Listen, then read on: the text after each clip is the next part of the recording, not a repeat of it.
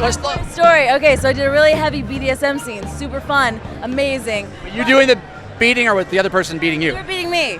And like, I'm laying on this bench, and in the bench, Just could you describe the bench?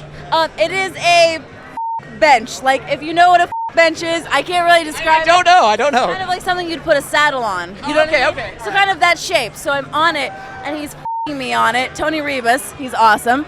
And somehow he looked at my eyes, and he knew something was wrong. There was a nail coming through the bench into my back as he's railing me on. Isn't this a professionally crafted bench for effing? It was, but it happens. But it was coming through my back, and somehow he made eye contact with me and knew and moved me. And then after the shoot, he comes on my face. He goes, "Oh, and looks over at the bench. He goes, "There's a nail coming through this." He went and checked on it because he knew that moment. Yeah, it was amazing. I'd have to say it was actually my second hardcore. Now, for folks who don't know, what defines something as a hardcore? Penetration. A little too much lube and a little too much of the plunger effect. Pumping in and out of you for a couple hours. Hours? Hours. And you said there's a plunger effect. There's a plunger effect because you keep adding more and more lube. So what you're saying, like it's pulling things out? A little bit. Like a plunger might? Yeah, as a plunger might.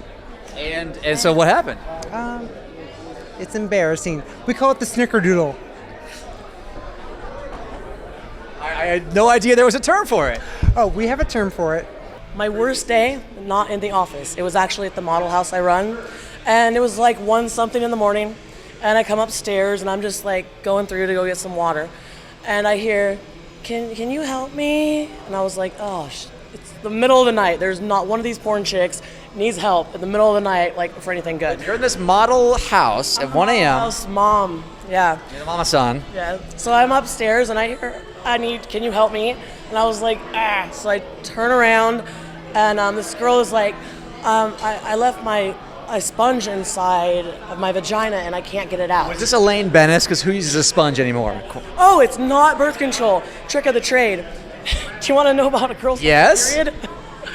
They put a makeup sponge up there by their cervix, and it's like the little triangle things. Yes, very small, very difficult to remove. So to keep that keep from bleeding on camera. Yes, absolutely. So it gets wedged in there, and she was relatively new. So I couldn't end up getting it out, and we woke up another girl and had her remove it safely.